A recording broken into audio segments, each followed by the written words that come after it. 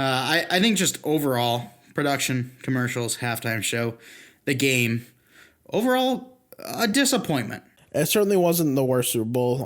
Wasn't like super enjoyable. It was still an entertaining game, but really it was just one side of the entertainment. We haven't talked hockey in, my goodness, it's been a while, Chase. So if I had to say the top three teams, it's a little tough. I'd have to say Tampa is probably, like a lock at that number one. Tough situations for both of our hockey teams right now. No, God, no. Jeez. That's like the worst team in the league, dude.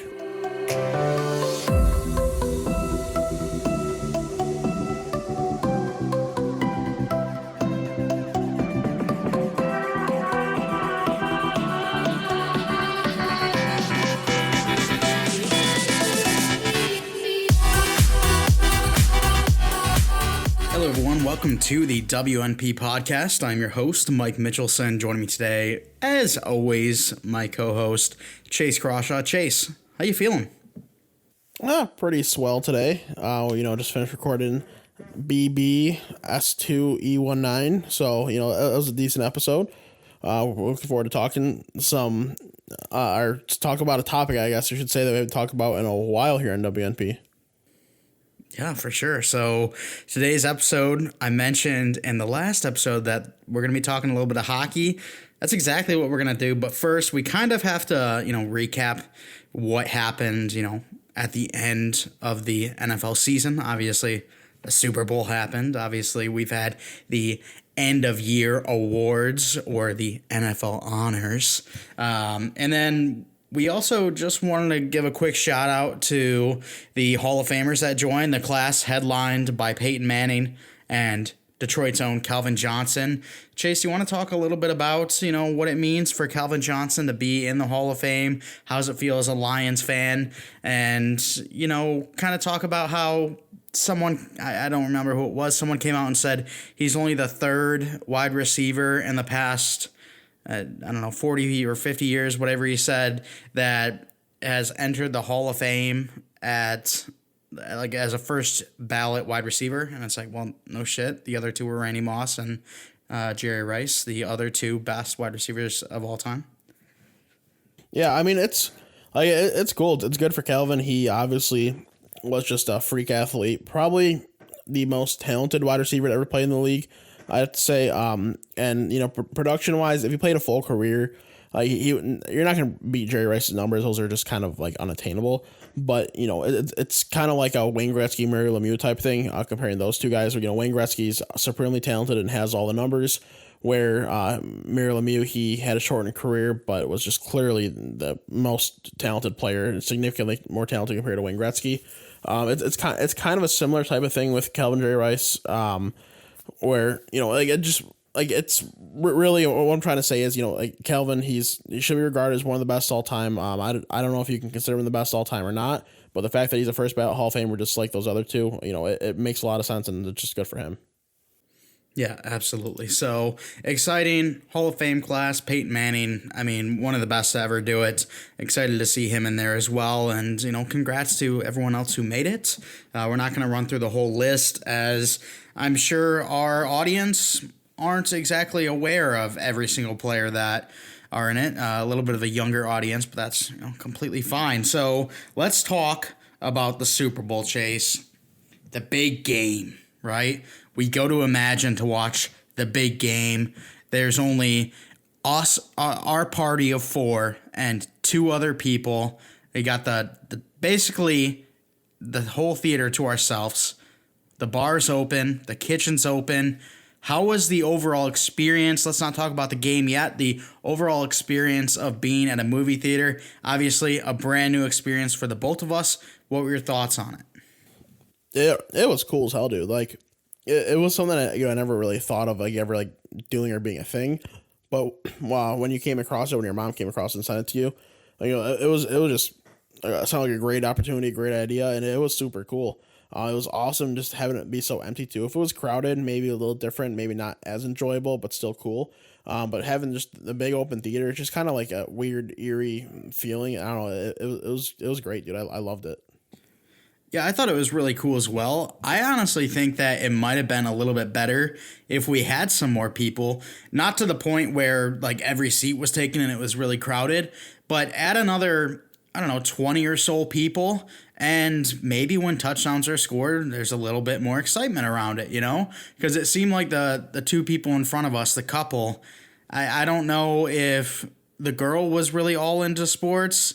I know the guy was, but it seemed like us four, our party of four, were the only ones making noise at all. So I think it would have added to the atmosphere if we had a little bit more. But yeah, I didn't want it to be to the point of being crowded. And my one gripe with the whole situation, they didn't let us see Tom Brady lift the Lombardi. Yeah, that was so dumb.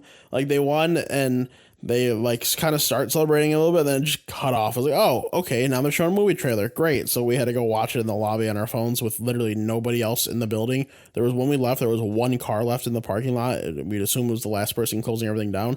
They just kind of forced us out, give us an opportunity to chill and watch it. It was super weird. Honestly, I thought that was the most eerie part when it was just us four watching Tom Brady lift the Lombardi on our phones in the lobby, and there was no one. Like, it almost felt like we didn't have to leave. Like, who was going to kick us out?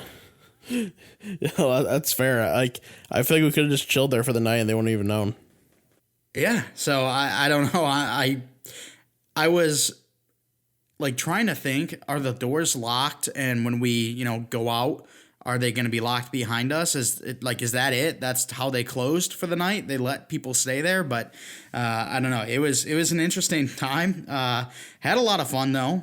Spent too much money. I think I spent around $40 on food and beverage, and now food and beverage a lot more expensive at a movie theater, obviously, but still a little bit too much money.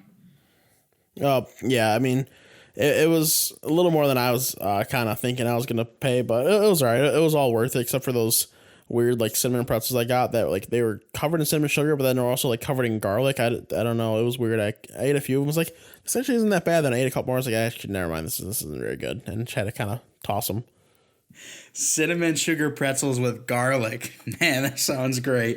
It was weird. But Chase, let's talk about the game overall and, what our thoughts were. I think overall it was kind of a boring game. It wasn't the worst, wasn't the best. It's going to go down for me as an average game that I look back on and don't really remember much about it. Where does the Super Bowl stand for you and, all-time Super Bowl rankings that you have watched? Yeah, like bottom half. It certainly wasn't the worst Super Bowl. Wasn't like super enjoyable. It was still an entertaining game. But really it was just one side of the entertainment. If you're looking for entertainment from the Chiefs, it wasn't there. Whereas the Bucs, they did everything right offensively and defensively. So there was still stuff to enjoy. It wasn't quite like the Patriots Rams from a couple years ago, but it definitely could have been better. Yeah, and Mahomes, he had some magical moments. Unfortunately, all of his magical moments led to absolutely nothing because his weapons were useless out there. And then I saw a tweet that said, if any of you were wondering what Mahomes would look like on the Bengals, congratulations, this is it. And that got me thinking, damn, Joe Burrow looked a lot better than Mahomes. If that's the exact situation, if that's Mahomes on the Bengals versus what Burrow did this year on the Bengals, Burrow is better than Mahomes. No. He is? No. Based on that logic.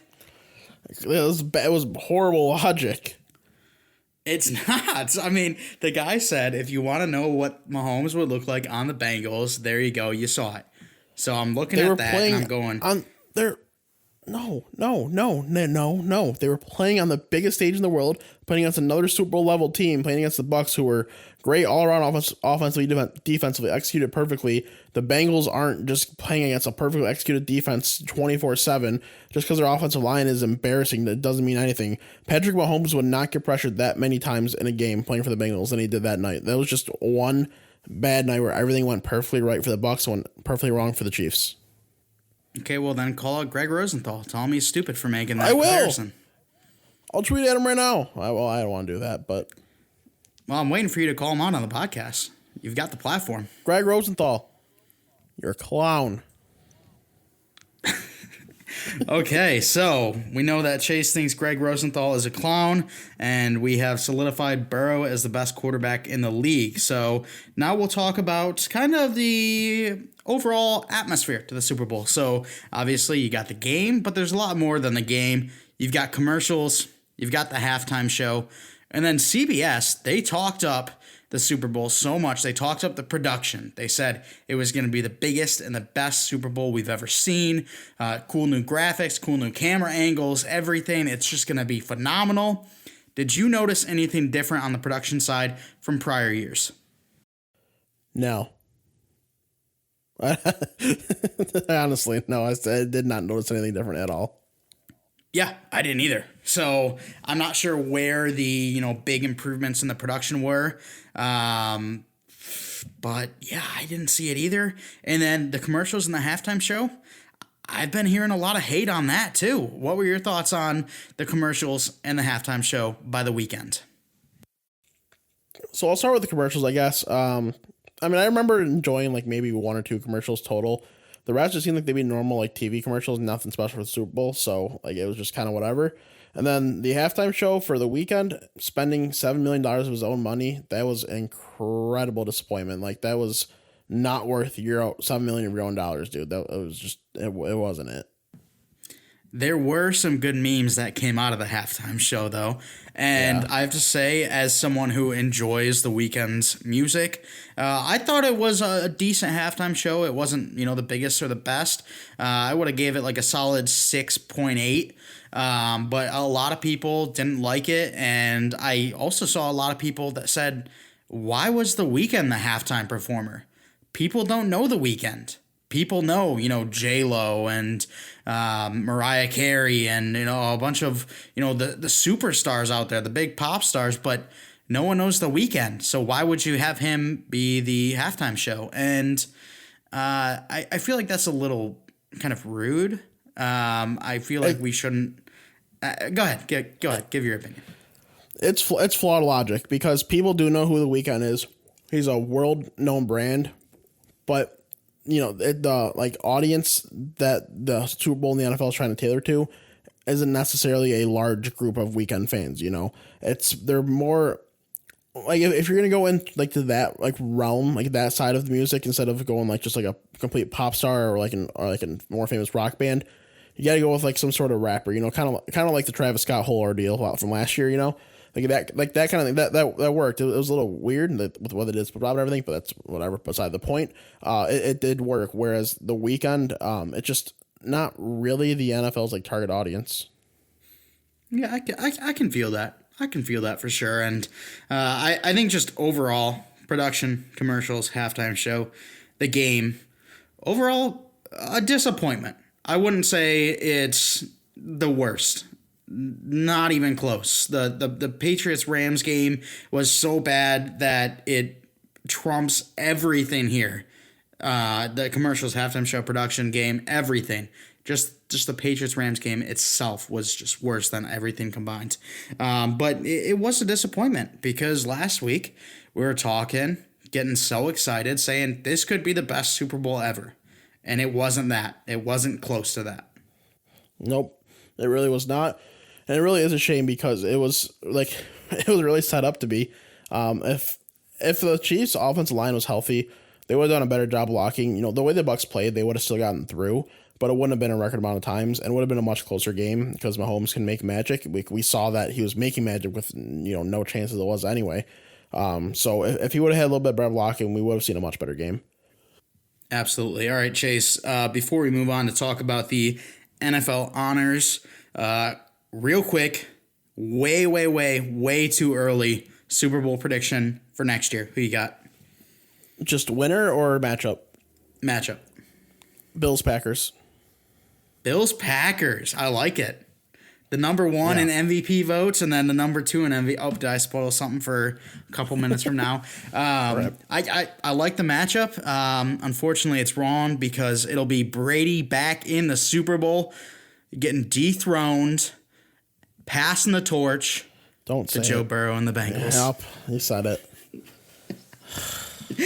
Oh my gosh, dude. How great would that be? How great. It's not happening. Sorry. Why do you hate on Joe Burrow so much, dude? I don't hate on Joe Burrow. Is the Chase? Bengals offensive line all of a sudden just become the next coming of Jesus Christ in 5 different people? Hey, Joe Thuney and Penny Sewell coming to Cincinnati. Watch out for it, Cap. everyone. Chase is just the biggest Joe Burrow hater I know. What can I say? Shut the hell up.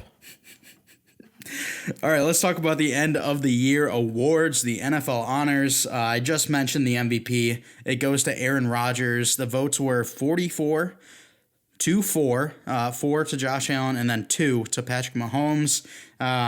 Thoughts on that, Chase? I think it was rightfully deserved. I thought Aaron Rodgers was the best player this year.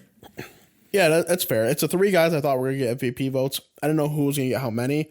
Figured Aaron Rodgers would win. He deserves to win, but I'm happy for Josh Allen. Mahomes, happy for him too. Mahomes is a good dude, so you like seeing him have success.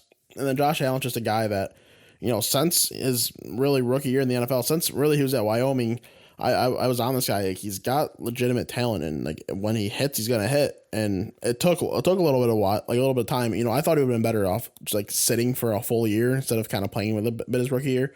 But regardless, it all worked out. He had a great season. Hopefully, he can carry this momentum into next season. It would be shocking to see him regress. Like, he might regress a little bit. Might not be an MVP type candidate, but he should still be, one of the best quarterbacks in the league, because it would be very unprecedented to just have this kind of season then all of a sudden disappear, Oh, like Lamar Jackson this year. Okay, Lamar Jackson freaking ran the ball for 8,000 yards. Yeah, no, I'm not saying that. I think that's going to be Josh Allen. I'm really hoping that it's not, but the regression that we saw from Lamar and the overall passing game on the Ravens this year, that was not fun. Yeah, no, it wasn't, but it's because teams learned how to game plan against them. They took an off season. They kind of learned, all right, this is how you defend him in the passing game, this is how you defend him in the running game. And he still ran the ball well, but didn't pass it as well. Started figuring out towards the end of the year as the Ravens adjusted. But like early in the season, it's just the team spent a whole offseason preparing for this whole new weapon at quarterback. Someone we haven't really experienced maybe since Mike Vick, maybe even different than Mike Vick, because they're a little bit different runners, different throwers. But once teams finally learn how to do that, you kind of saw what happened this year. Yeah, exactly. And the Bengals didn't really work out, but it's because they're a 2-year team. They'll figure it out next year. Don't worry about it. Right.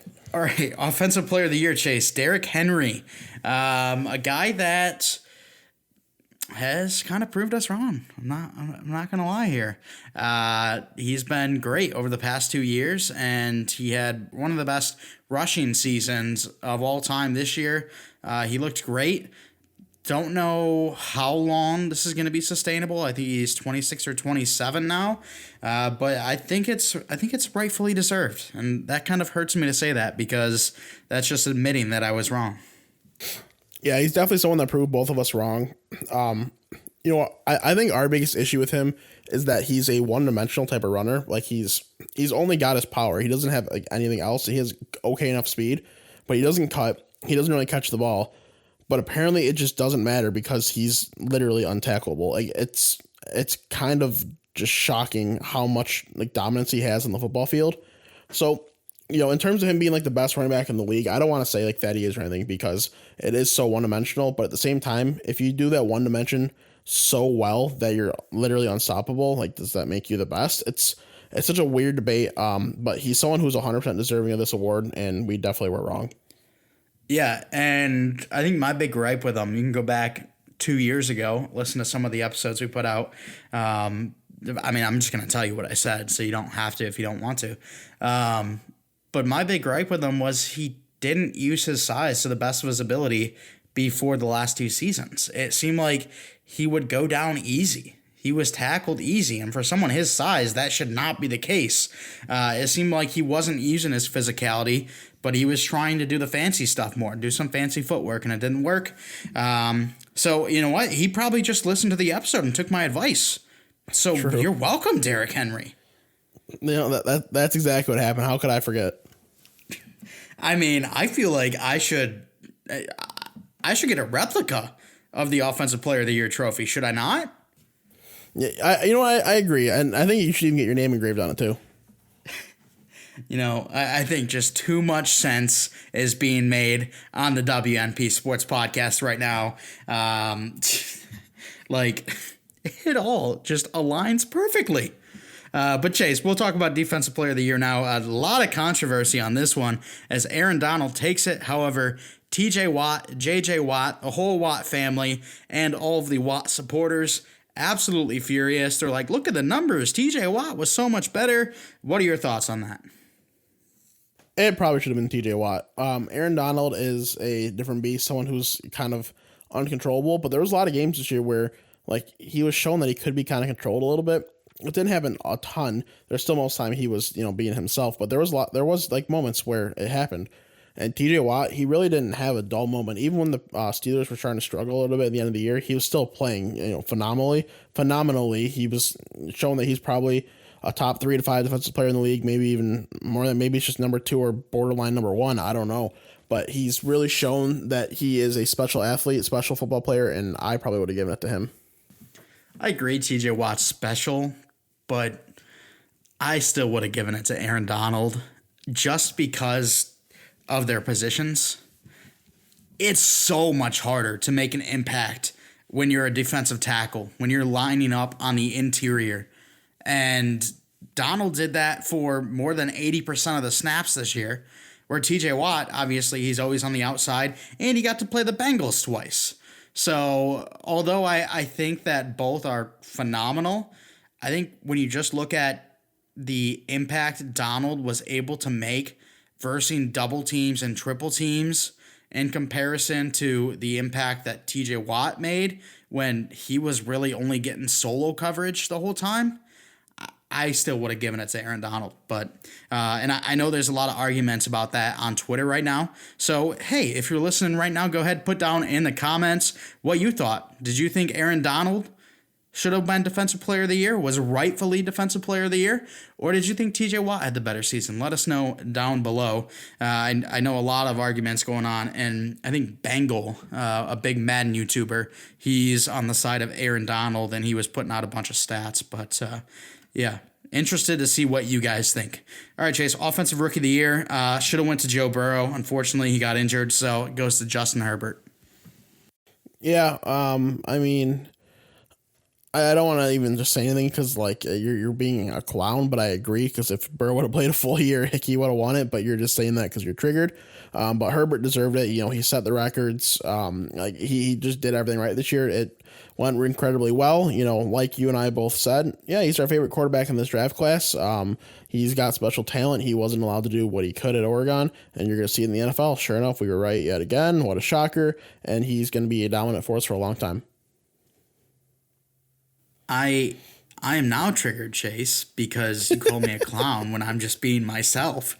I can't express myself? Nope. Okay, that's fine. Yeah, Justin Herbert, he was awesome. Like Chase mentioned, he was our favorite quarterback in the offseason, and he was phenomenal this year. He broke a lot of records, and this overall QB class and wide receiver class, the rookie class as a whole, even the running backs, looks really good. You have great players.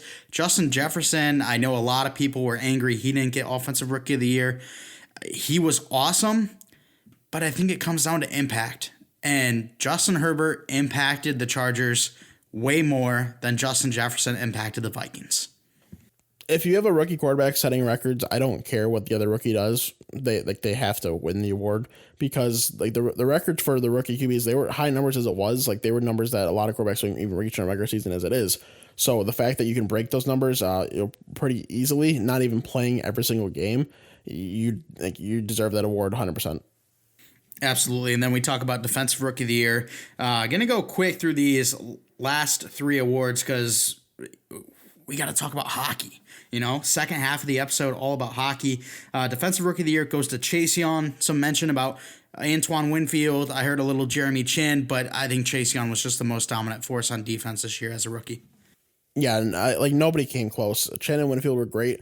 I'm a big fan of both those safeties, but at the end of the day, safety compared to a pass rusher, where Chase Young had so much success at that position too, like it's not even a question. Absolutely. Coach of the Year goes to Kevin Stefanski with the Cleveland Browns. I know Sean McDermott for the Bills and Brian Flores for the Dolphins. They both got votes as well. I feel like Brian Flores and McDermott were more deserving than Stefanski, just because even though the Browns weren't great last year with Kitchens is terrible. Look how much talent is on that damn team. So I think I would have given it to either McDermott or Flores. I probably would have done Flores, to be honest. Even though he didn't make playoffs, he still made the team just amazing. Yeah, Sean McDermott had my vote like, easily, not even close. If I had 3 votes, I'd put all 3 votes on him. Where if I had to give a second one, it would be Brian Flores too. But I'm not a big fan of giving Coach of the Year to coaches that don't make playoffs, just like how I'm not a big fan of giving MVP to players who don't make playoffs. Because if you were that important to your team, you would have found a way to make them find a spot into the playoffs despite how all the struggles they had. But it doesn't change the fact that Brian Flores is going to win Coach of the Year next year when they make the playoffs, when they get 11 wins. And I think it's awesome that Brian Flores has only been a head coach for 2 years, and his name has been talked about in the head coach of the year conversation in those 2 years. So he just continues to show why he is one of the brightest young coaches in the league right now. And then final award that we're going to mention, Comeback Player of the Year. This goes to Alex Smith. Obviously, the only reason to bring it up, it wasn't unanimous. Oh, yeah, like that was just garbage to me. That made me angry. So, Ben Roethlisberger got a vote. Get the hell out of here. Alex Smith nearly died. Didn't play for 2 years. The dude went 5-1 as a starter when everyone thought he was going to be retired years ago. Where Ben Roethlisberger plays like hot garbage. The team goes on an 11-win streak because they play literal garbage to start the year, and then when they play real competition, they fold. Why does Ben get those votes? I don't know. Someone smokes crack. Someone hates the football team. Someone loves the Steelers. So that's pretty clear. Yeah, I really don't get it. Alex Smith, like you said, almost died, and he was able to come back and play in the NFL, whereas Big Ben got injured, got fat, and then, trained and hey, that's no like bashing, because I myself am a big person, but like why does he deserve the award? It makes no sense. But that's going to be it for the NFL talk. We want to move into real quick. Go ahead, Chase. Go ahead. I don't know if we saw this news or not, but the Lions hired another staff member. Did you see this? No, he's probably terrible. The Lions hired former NFL wide receiver Antoine Randall L as their wide receivers coach. What a beauty. Antoine Randall L, baby. What a beauty. Wasn't he with the Packers? The Packers? Did he ever play for the Packers? Oh, that's a good question. He worked for the Bucks, so he got a Super Bowl win, and he played in that Super Bowl 40 in Detroit for the Steelers, right? Yeah. I think he threw a touchdown pass in that game. But yeah, he's a beauty. All right, very cool. News for our Lions fans right there. Chase breaking big news. Good job, Chase. But we're going to move on to hockey talk.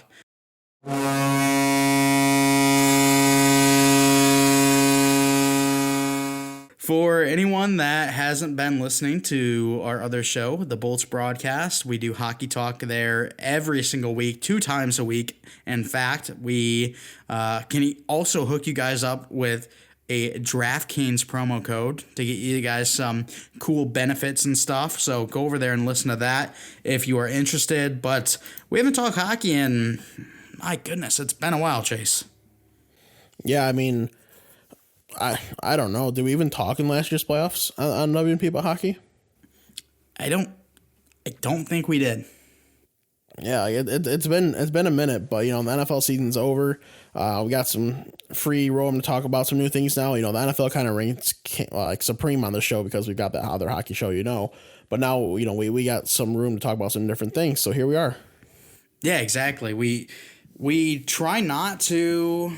I don't want to say we try not to, but it's a little bit more difficult to do hockey shows on WNP when we also have a show that's completely dedicated to hockey, because we don't just want to repeat ourselves nonstop. So yeah. We're going to be talking a lot of big picture stuff. We're not going to go as big picture as, hey, if you didn't know, the Tampa Bay Lightning won the Stanley Cup. We're not going to go that big picture. We're going to be talking about this season, what's going on. But Yeah, a little bit more big picture. If you want some more in-depth stuff, you can go check out Bolt's broadcast. But Chase, I think we just got to talk about the overall season so far. It's been about a month. I think the hockey's been good, even though there was only a 3-month break and only like a 2-week training portion before teams jumped into games. I think the hockey has been good. It's gotten better over the last couple of weeks, and it doesn't really seem like it's lost a beat. Unfortunately, Doc Emmerich isn't there, so the commentary might not be as exciting. There's no fans, so the goals might not get as loud as you usually see, but the hockey's still good.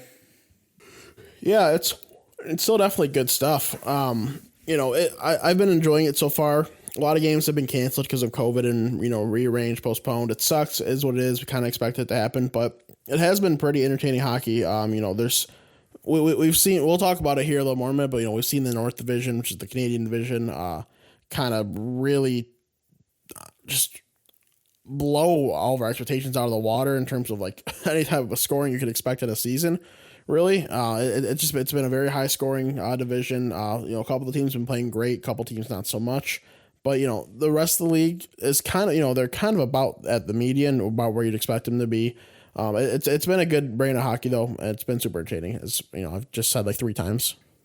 Absolutely. And Chase, we wanted to talk about kind of a blockbuster trade. Now, this trade went down about 2 weeks ago. So if you haven't heard about it yet, we're going to tell you about it. But we're also going to be talking about kind of how it's panned out so far. And there's not much to work with on that end. But Pierre-Luc Dubois, who was a third overall selection in the 2016 NHL draft.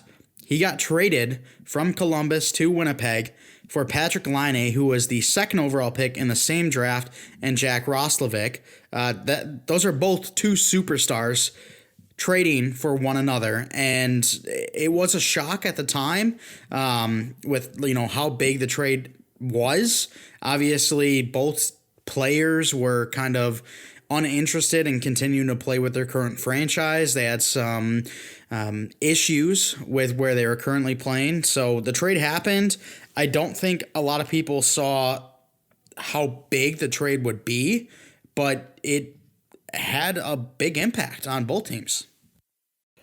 Yeah, it's been quite weird so far. So I want to start in Winnipeg with the whole border restrictions and the quarantine rules. Like, I still don't think Dubois played a game unless he played last night and I missed it. He hasn't been able to play because he's had to wait, had a quarantine, then had to get back up to speed and stuff too. So he's just been kind of chilling. Winnipeg's kind of just been minus a superstar forward in that time, which sucks. And then when you go to Columbus, Patrick Laine, he started having some success from scoring, but recently there's a lot more troubling issues going on. In terms of this last game, he ended up actually getting benched, and maybe we see what we just saw happen with Pierre Dubois already. I don't know, but it's been really, really weird. It has. And Jack Roslovic, who came with Patrick Laine, he's been the biggest standout so far in the trade, with Pierre Dubois not playing and Patrick Laine already getting benched. So I think Columbus right now, they're happy with the deal. You got to be a little disappointed that Tortorella's already benching the superstar that they acquired through the trade. Going to be interesting to see how that really pans out. But it was just crazy to think about. All right, Chase. Well, you mentioned just a couple of minutes ago about how the North Division, the Canadian division, has been crazy when it comes to goal scoring. And we wanted to mention that now, as the Canadian division only has 7 teams, where the other 3 divisions all have 8 teams. So one less team, yet the Canadian division has 30 more goals so far this season than the rest of the divisions, by themselves. So the Canadian division has 296 goals so far this season, whereas 266, 265, and 261 for the East, Central, and West. So I think that's pretty crazy. And when you look at the top scorers in the league right now, I think 4 of the top 5 are in the Canadian division. Yeah, and those 3 American divisions, they make sense. They're about the norm for what you would expect in this season. The Canadian division is where things just go all haywire. For whatever reason, the goaltending's been terrible. A lot of the forwards have played pretty well too, so at least defense just kind of hung out to dry with forwards playing well and the goalies not being able to make a lot of saves. So we're seeing a lot of goals. We're seeing some funky scores. But it kind of makes it a little more entertaining. I like good close scoring hockey games, but also at the same time, if I can see like 7, 8, 9, 10 goals, maybe even more total in a game, like I'm all in for that. I don't want to just see 2-1, 3-2 all the time. So it's been entertaining watching the Canadian games as we could. Not always as easy being in the U.S. with the way the season's been kind of going. But at the same time, I really hope that whatever they do for like awards at the end of the year, they kind of take this like into effect, because if the Canadian like teams win all the awards and the players win all those awards just because they scored so much, it's gonna be stupid. Yeah, and Chase, what do you think it is with the Canadian division? Do you think it's just the poor defense and poor goaltending that's in this division, where players like McDavid and Draisaitl and Matthews are able to take advantage of it?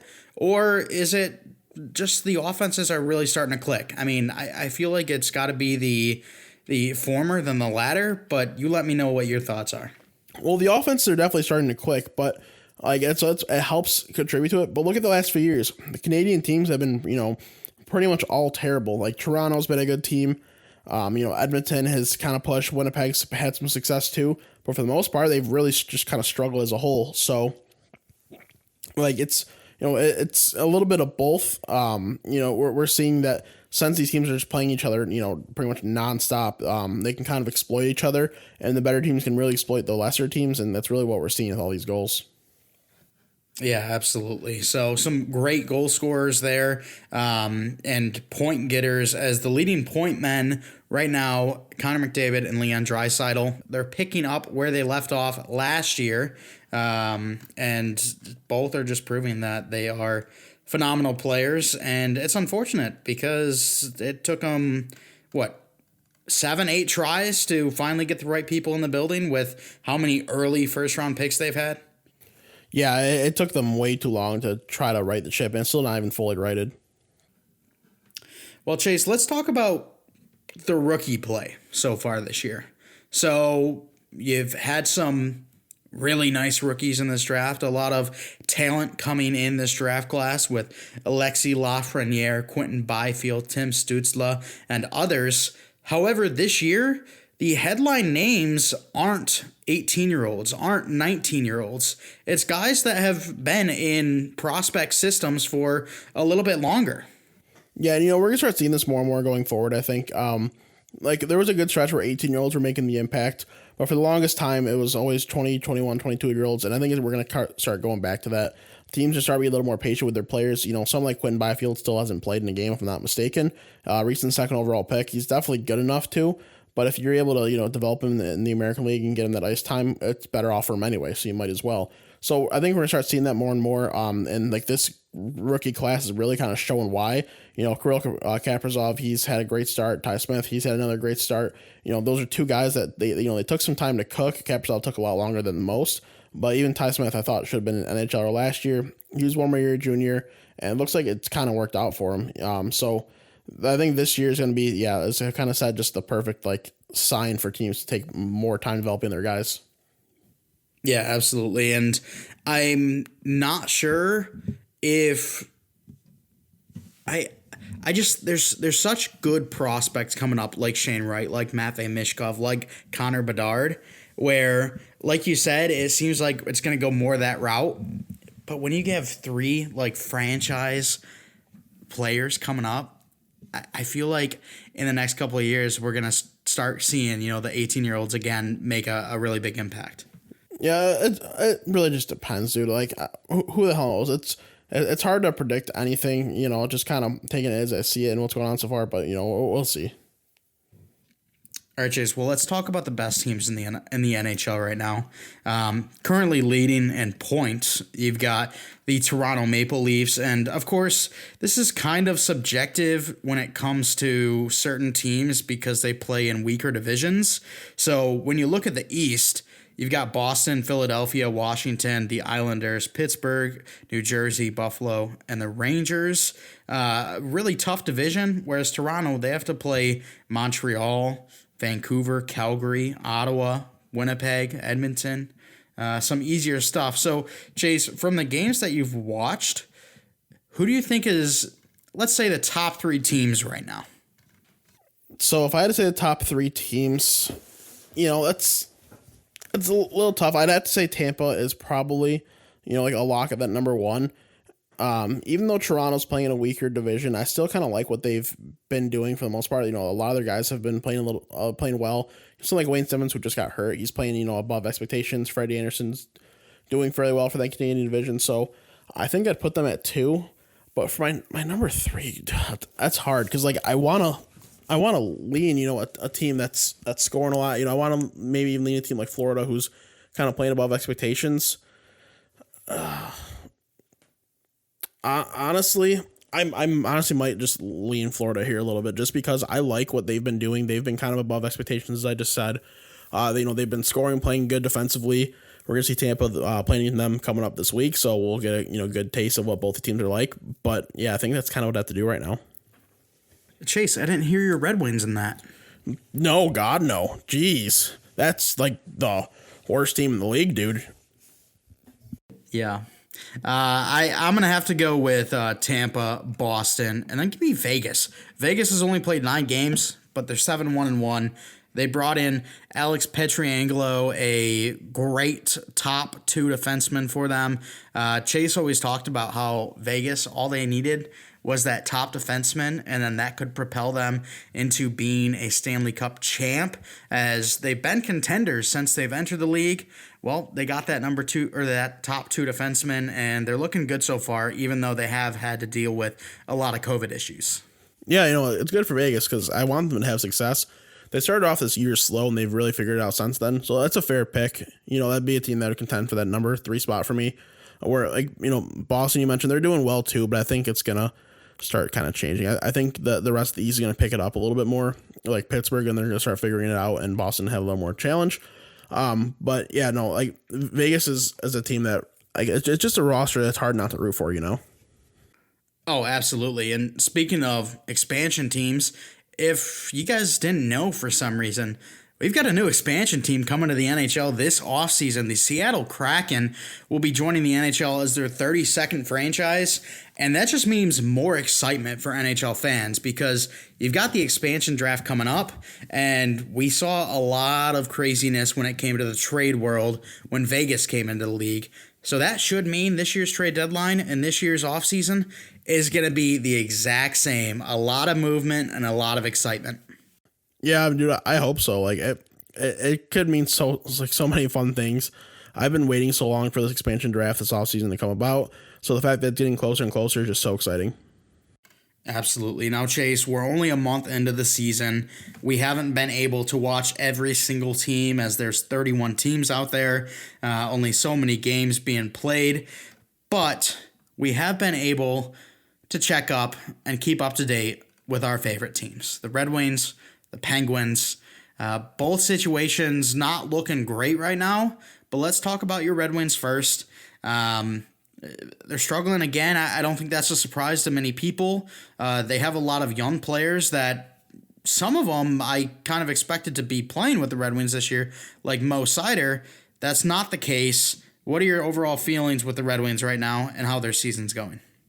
Yeah, so the issue with Mo Seider is he couldn't get out of his contract in Sweden, so he's stuck over there. It is what it is, whatever. And why even just let the guy get destroyed? Because he's gonna be the only decent player on the roster. So that's fine. But this Red Wings team, they're just not good, dude. Dylan Larkin is a talented player. Anthony Mantha is talented, but was recently healthy scratch. Just probably because of his play, he's been kind of underwhelming. Tyler Bertuzzi, he's a good player, but not like a superstar player by any means. And then when you look at the rest of the roster, it's just depth guys like Fabry and Nemestikov that you hope can help out here and there. Bobby Ryan, but it's not a good nucleus. They finally snapped an 8-game losing streak last night against Florida, so props to Detroit for that one, or 2 nights ago maybe it was, whenever we're recording. But yeah, props to Detroit on that one. They finally got a win. Maybe they can muster up a couple things here, but I wouldn't expect too much. Now, if LCA allowed fans to come back at a limited capacity. Is this a team that you think many people would want to go watch? I mean, it is the Red Wings. Although they're struggling, it is still a prominent franchise. Big hockey fans, around the Detroit area would probably like to see them. Or do you think this team is just so underwhelming this year that it's just not even worth the money? I would if I want to go to as many Red Wing games as possible a year usually. I would probably make sure I get to one this year, and then that'd be fine if we could get into the stadium. So it's not like it's pressing of a team because there's not a whole lot of new that's exciting. Like the exciting players have been there, so there's not like too much you gotta look out for. But you expect like someone like Bobby Ryan to maybe score a few more goals, maybe he can be more exciting. But at the end of the day, it's just a transition team, dude. This roster is just a transition roster. Yeah, and you expect them to be a I'll say top 5 pick this year. I was going to say top 3, but, the Red Wings seem to always get screwed out of that top pick. You can talk about that a little bit if you want to. But who are some players that you would like to see on the Red Wings in this upcoming draft? Who are some players that you think would be a really good fit for the Red Wings that some fans can look out for and try to keep their eye on? So I'll say if the Red Wings had the top 5 picks, kind of what I would do based on who I expect would go or in that range, whatever. So if the Wings had the number 1 pick, Owen Power would be the one guy I want them to choose. Big body defenseman out of Michigan. This is a draft class with like a surefire number 1 pick. All these guys have some concerns, but they do have some great upside too. So Owen Power is someone who can be a legitimate like top pair 2A defenseman, score some points while play solid defensively too. Could be a great pairing with Mo Seider. The number 2 pick, I probably go with Dylan Guenther here. Someone who can score some goals, plays a good 2A game too. Some concerns on how much his skill will translate to the NHL. I think he'll be fine. I don't know if he'll be like a point per game guy or anything at any point, but he could be like a very good 60, 70, maybe 80 point scorer year in, year out. Number 3 pick, I probably am going to lean Kent Johnson here. He's got a lot of skill, and you just got to hope it translates to the next level. I think it can. He shows he's just got like a dominating, factor ability, a good center, pass first kind of guy, also playing at the University of Michigan. He should be someone who's in the NHL probably within, not next season after being drafted, but the year after. From the number 4 pick, I think, this is where it starts getting a little more iffy. Those are like my main top 3 for the Wings. Number 4, maybe a guy like Brant Clark, a good right shot defenseman. Detroit already has a few of those, but he's just got so much offensive ability with some solid defensive ability too, where it's kind of hard to deny. He could be a legitimate scoring defenseman in this league. You just can't always necessarily rely on him as your like top PK type guy. And then number 5, I would probably lean a guy like Simone Edvinsson here. In case you can't tell, it's a pretty defense heavy draft.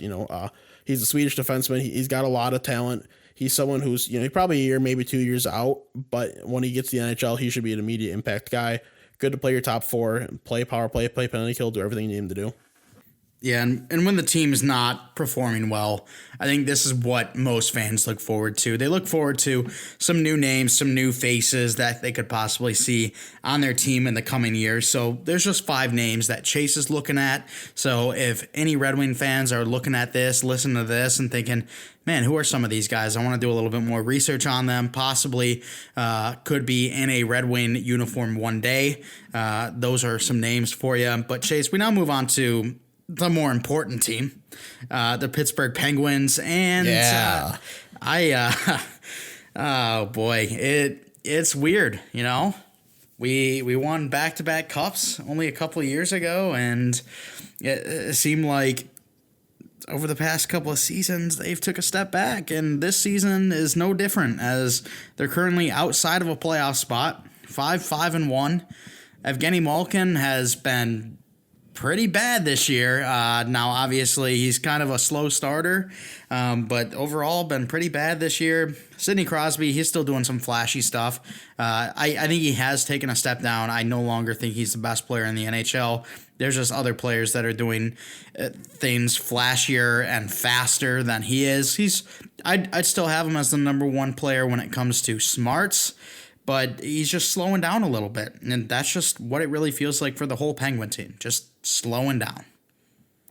Yeah, I mean, but the roster besides their like star players, it's very underwhelming. You know, there's some decent talent, like some guys like a guy like Jared McCann, who I do like as a really good kind of depth like scoring type forward and play good defensively too. You know, they have those types of guys, but they don't have like a lot of them, and they don't have enough scoring with Sidney Crosby and Evgeny Malkin. You know, Jake Gensel, you gotta see more from a guy like that. You would hope that like some younger players to start stepping up a little more. Hasn't really happened quite yet so far. POJ, he's played decent for the Penguins. They still have John Marino, who I like a lot too. But Chris Letang, he's still a good defenseman. He's definitely lost a few steps. He's an older player. He was almost on the move. That's why GMJR ended up stepping down. But it's just not really a great situation for this Pittsburgh team. They really got to figure out what their identity is and start running with it, because if they just kind of keep where they are, they're going to find themselves in a tough spot. Yeah, and I kind of feel like I'm in the spot where all the Red Wing fans were back in, 13, 14, 15, where you still have your star players like Datsuk and Zetterberg with Crosby and Malkin, but they're slowing down a bit, and the team around them isn't as great. You've got some younger players where there's some excitement, like POJ, Pierre-Olivier Joseph, young defenseman. He's in his rookie year this year and has looked pretty solid. John Marino, like Chase talked about, he's a pretty good player. And then, you got some other players like Kasperi Kapanen and Jake Gensel who have been solid for the Penguins. But overall, the team's underwhelming, and it's a really weird spot, and I don't know how to feel. I mean, I'm used to either terrible teams like the Bengals or championship teams like the Red Sox, Penguins, and Celtics. So I don't know what to do with myself. I'm Chase, as a Detroit fan, what do I do? I mean, you've been through this your whole life. My whole life. Yeah. I mean, not necessarily the Red Wings, but yeah, my whole life I've been, just dealing with this kind of shit with my sports teams. But with the Penguins, what I think the Penguins need to do, from not just a hockey fan perspective, but from a management perspective, is embrace the rebuild. Maybe you can try to factor into more of a retool and a rebuild. I don't know if it's enough to get it done to maybe win another Stanley Cup. I just don't think they have enough pieces to make the right trades, and the guys who are there currently, it's just not enough to do it. So I would say embrace the rebuild.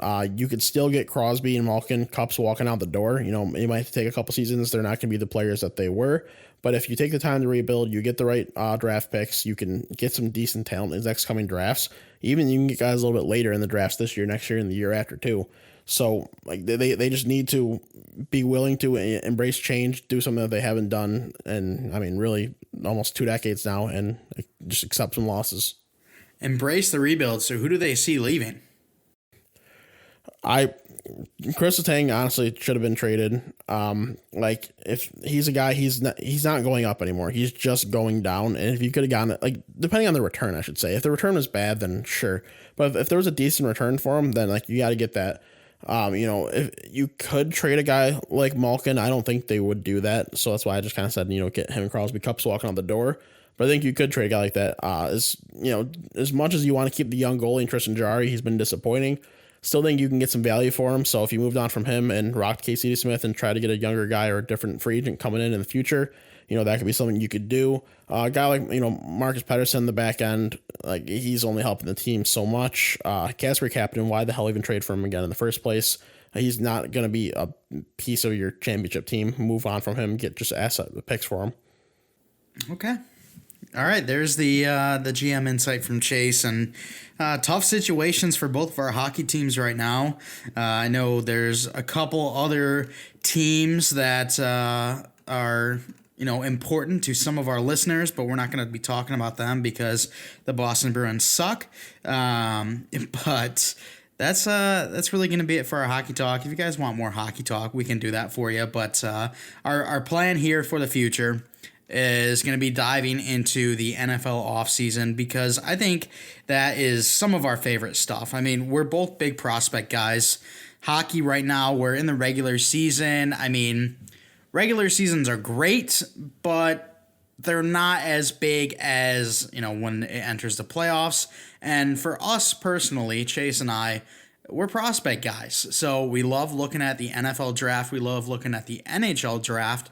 So we are probably going to be more focused on the NFL free agency and the NFL draft. Going to be doing a lot of player rankings, QB rankings, running back rankings, wide receiver rankings, all of that leading up to the draft. So if you guys want more hockey talk, you'll have to let us know. If you want more hockey talk but also want the football talk, make sure to go check out Bolt's broadcast because we do a lot of good stuff over there, Chase.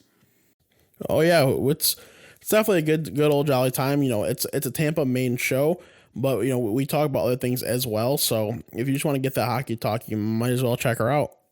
Exactly. So that's going to do it for this episode, guys. We want to thank you for coming out and giving us a listen. If you could follow us on Twitter at WNP Sports Pod. You can stay up to date with all that we do there. Again, that's on Twitter at WNP Sports Pod. If you are interested in going and checking us out on Instagram or Facebook, those links will be down in the description of either the YouTube video or the podcast platform that you're listening on. If you are listening on a podcast platform, if you could rate us 5 stars, we'd really appreciate that. And make sure to give us a follow. If you're listening on YouTube, if you could subscribe, give us a comment, give us a like, and hit that bell to turn notifications on. That's going to do it for the episode. We really want to thank you guys for coming out and listening. And as always, we're not professionals.